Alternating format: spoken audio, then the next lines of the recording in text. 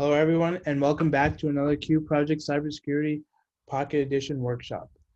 And today we're going to be talking about API brute force security. So just a disclaimer, everything here we show is for educational purposes and learning. What will be taught will show you how to defend yourself against such an attack. And if you use this for legal purposes, we can stop you from getting a felony. And we, the Q Project Get User Percent, cannot be held liable for any damages occurred. So just a quick review of APIs. What APIs is say you have a database full of information that other people want to access. So the client machine or the regular user would call this REST API where it would request a certain amount of information from the database. The REST API will process that request, will ask the database for the information, and the database will return it to the API, and then it will send it back to the client either in JSON or XML format, usually JSON format. And there are different methods you can use for the REST API to modify the database, or you can just easily use it just to view contents of the database. So a quick review of brute force. So attackers, in a brute force attack, the hacker or the attacker enters in every possible value of the password or API key until they got it right.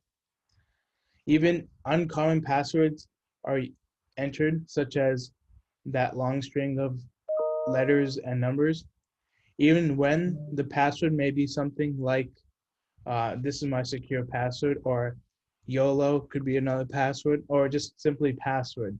Like that's the most common password.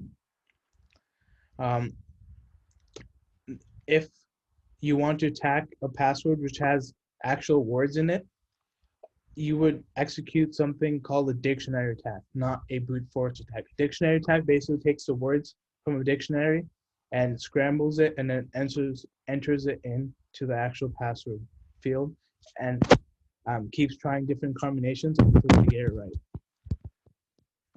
So in theory, brute force has a 100% accuracy in guessing the password. But what's the caveat? Does anyone know what the caveat is? What's the drawback of using brute force? Is it going to take a while?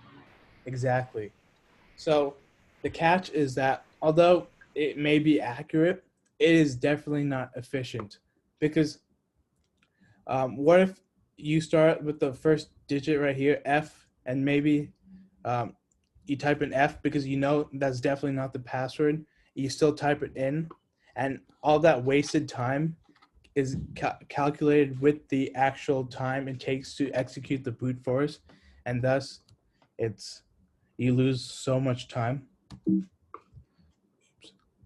See over here, we have these different login attempts, and then we have different passwords, 1, 2, 3, all this. So a question for you guys: what kind of attack is this? Is this a brute force attack or a dictionary attack? It's brute force, right? Because it has numbers, see? Okay, Solomon, you want to give a guess?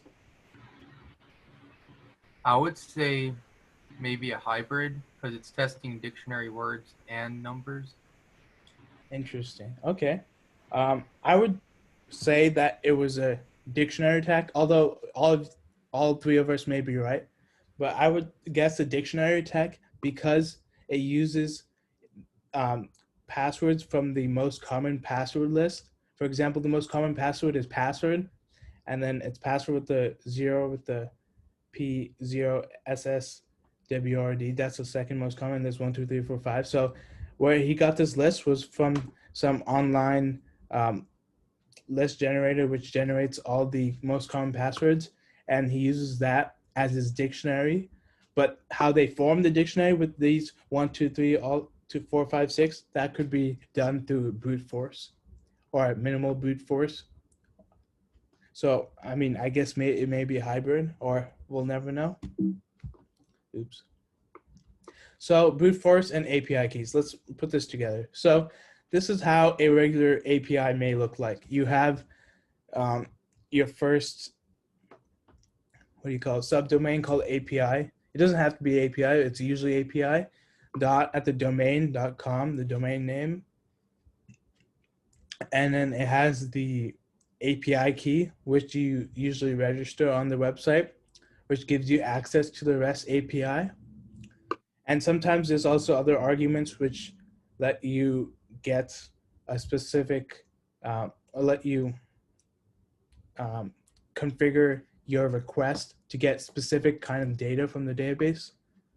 So you would get the data from this website after it checks the API key that is matched on the one that is registered on the website. So basically, if you remember back in the second slide, I assume, where the API, REST API sits between the client and the database. And so the REST API checks if the API key is legit by going to the website and seeing, oh, it's good, they registered. Okay, now they have access. Okay, so you can send the data back.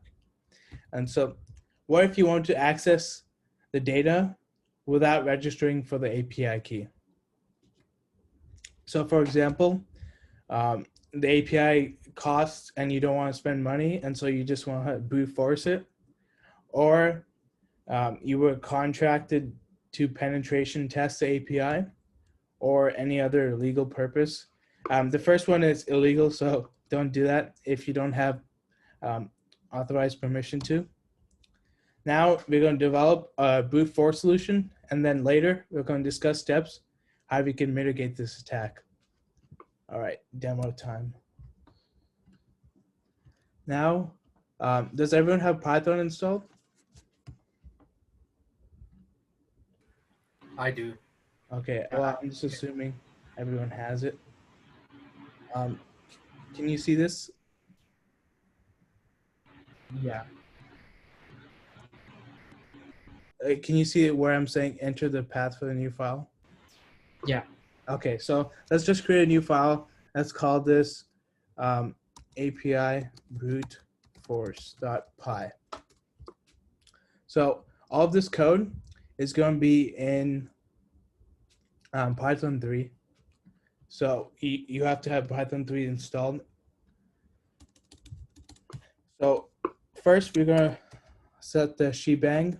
This is called the shebang. So bin.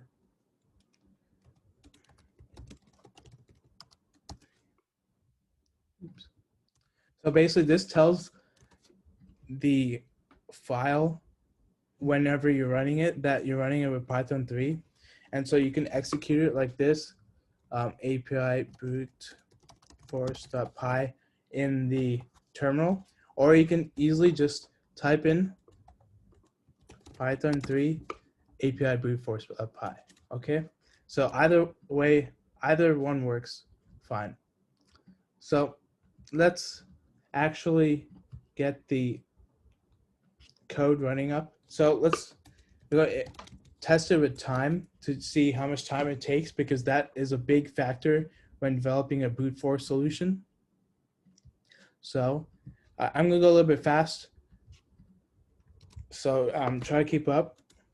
So we'll start with possible characters that could enter into the string or into the API key. So you have all the uppercase, A, B, C, all the way, and then you have lowercase, and then you have numbers as well right here. Okay. Now, we want to split this string into all the different characters. There's different ways you can build this brute force solution, but I'm going to do it this way. Now, this number of characters is the average, or is the length of your API key that you're trying to brute force. For example, one website may have about 15 characters in their brute force, Some other API keys may have like 20 or even 30. I've seen 30 before, but I think we're going to just stick with something similar, small, like 3. Okay, and that's definitely not safe, but just for demonstration purposes, we'll just start with 3. So let's initialize the API key that we're going to be used to traverse and run. So we have this right here. It's basically it's saying create a array of this number of elements with 0 and not all of them. So basically we're going to have 0 is for uppercase A, and so we're going to just keep adding one to the last one, and similar to how numbers work, how they go up to 9 and then we start at 0, we're going to keep doing that until we traverse through all of these characters right here. By the way, this is 62 characters. So if there are 62 characters, possible characters, and there are 3 spots in the API key, the API key length is 3. How many iterations do you think we will have to go through for this brute force technique? What's the formula?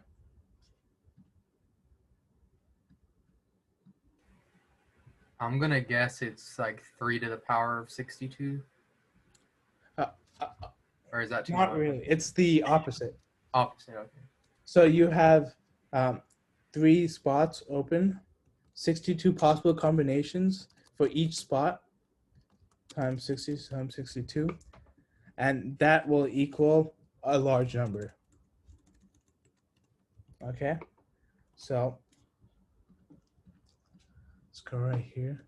Now we have to define a translate function to translate the zeros to this, also to increase the next one. Like for example, we start on the right, then we keep going to the left. This is how numbers are counted. So translate, go index,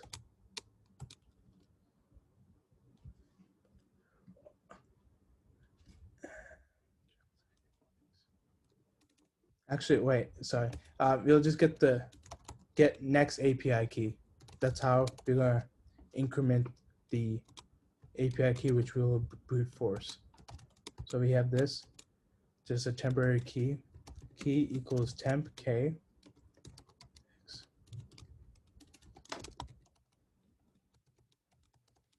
Key -1. So I'm just gonna copy it from here. You guys can copy it later. I'll have the code up in the description below, so don't worry about that. So we have this, get the next API key. Now we want to define the actual main loop. Let's go main. We're going to use the global key variable. The first key is going to be join map translate key. You have to translate the zeros to the actual value right here, like 0, that's 0, 1, 2, all the way to 61, which is that.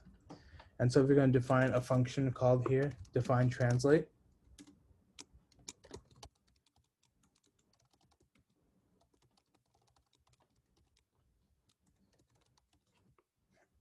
Okay, so once we have that, that's our first API key. Now we want to get the next API key and just keep going until the last API key, which would be all 9s right here for 3. That would be 999. So we'll go here. Key does not equal the length of character split -1 for I in range. You're going to key equals get next API key, the real key, which would be the ASCII version of all the integers. You would join map translate key. And just for fun purposes, let's count the iterations. So iterations equals 1. We're going to start at 1 because this is the first key right here. And now we're going to do add iterations plus equals 1. And now let's print the real key up here. And then down here, we'll print iterations. And then we're going to mark the start time of the program. And then we're going to mark the duration of our computation. Of course, it doesn't include this up here, but I mean, we can do that on our own. So let's run this code. Let me share my desktop screen. So you guys can see my terminal, right? Yeah. Okay, so first you have ls. So let me make this executable. You do +x API brute force. So now if I run this program, I'll print out all the API keys and all the iterations. So let's run this. You can see it running. It stops at 999, and that's how many iterations it is. So that's basically 62 to the power of 3. So let's go 62 to the power of 3, which is that number, 238,382. And that took 1.6 seconds. Just so you know, when the print function to the terminal takes up lots of time. So what we can do, we'll just comment that out and we'll just print out the iterations. Okay, and let's see how much time we saved. We saved about 1/3 of our time. So it took us about half a second to go through all these API keys. Now, can someone tell me why, or what other piece of code that we're missing?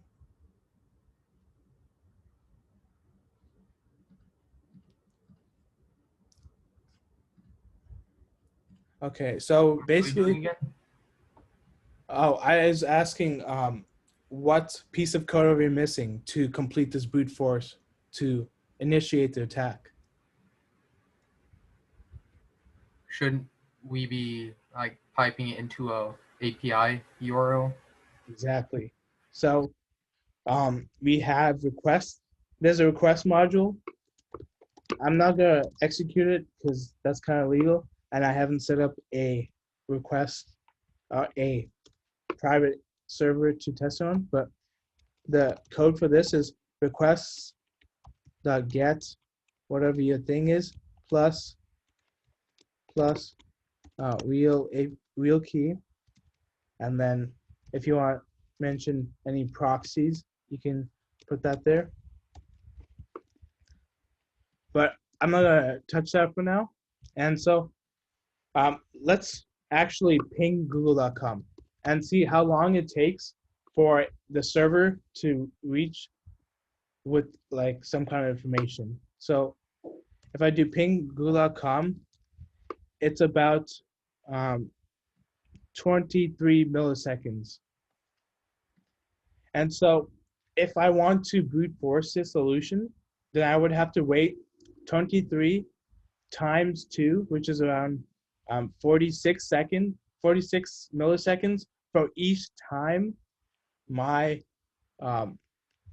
API, for each test of my API key. So let's, if I do time.sleep to simulate me brute forcing in someone's or an API key, let's do time.sleep 0.00 23. I think that is it. I'm sure it's going to take a very long time, so I'm just going to do 2 right now and see how long it takes. So for each API key is waiting that much time. And how many API keys are in 2? That's, well, let's calculate it. That's 62 to the power of 2, which is 3,844 times 2. Well, actually, no, times 0.0023, and that's how many seconds. So that's about right here, 10 seconds, just to execute an API key length of 2. And this grows exponentially because you saw that the number of iterations for just 2 is just 3,000. The number of iterations for 3 is 238,000. That's a huge increase.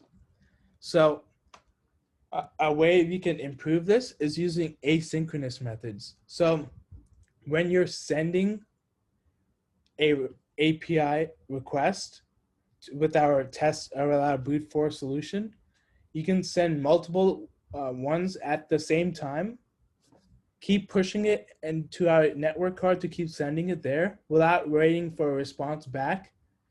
And so when we do that, we create a stream of API keys that are sent to the server and a stream of responses, whether they be accepted responses or denied responses, mostly denied responses, back to our server. And what servers do to mitigate that is set limits. So that's basically you're sending so many requests per second that it turns into a DDoS request. And DDoS stands for distributed denial of service.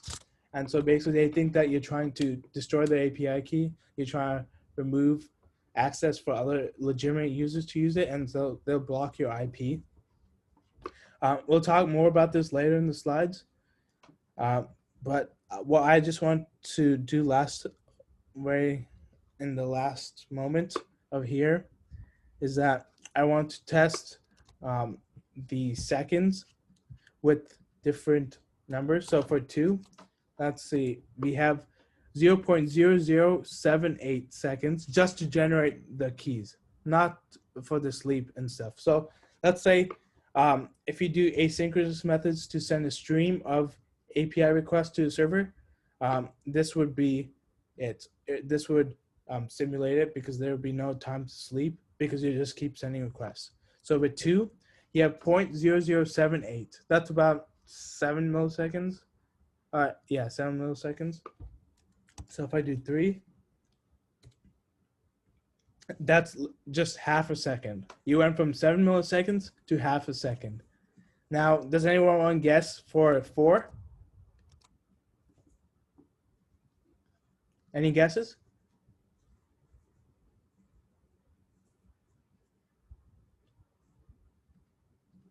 Okay, It would be multiplied by another 62, right?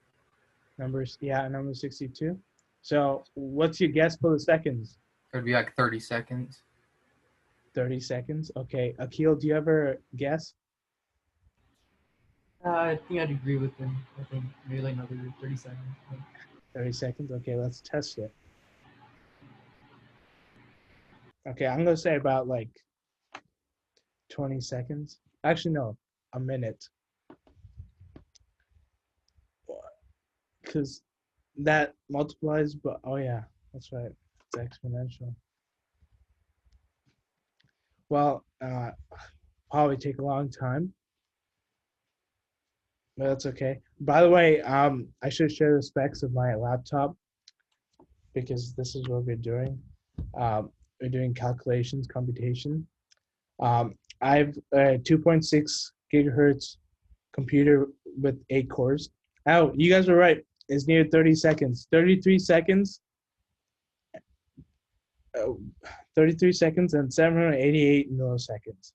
So congratulations, guys. You guys won a secret prize.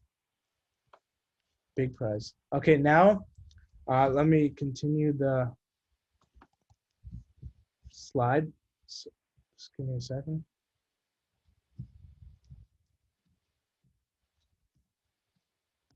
Okay. So how do you protect yourself from these brute force algorithms in just regular logins. So in regular logins, you would just increase the password length, and so it'll take much, much longer for the brute force to win. You can increase the password complexity. So if you change the number of characters that that the API key consists of, you dramatically increase the actual length of the program. For example, you had 62 keys, 62 what do you call characters that could be in the API key. So if you include special characters such as underscore, dash, or asterisk, that would increase it dramatically, even just by one. Um, you can also limit the login attempt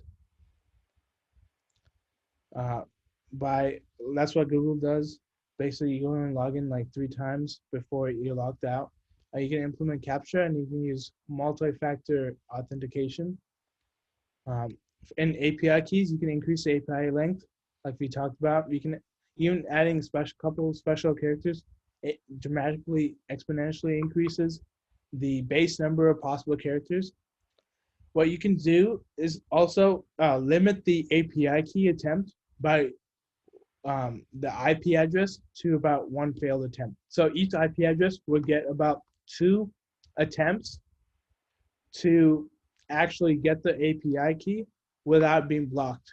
So if we have 3,844 for just like 2 APIs, or for API length of 2, it would take, let's do some quick math, 3,844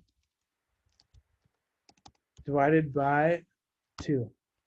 It would take 1,922 proxies to actually get the API key if the API key length was 2. So imagine it being 15. Imagine it being 30. That's a lot of API keys and a lot of IP addresses, which I'm sure, I don't think there's enough in the world, or there is, but just its accessibility is not that high. Maybe in IPv6, but definitely not in IPv4. So yeah, we talked about that, and this is my works cited with all the pictures. And so today we talked about API brute force security, and I hope you enjoyed this workshop, and don't forget to like and subscribe. Thank you, and have a nice day.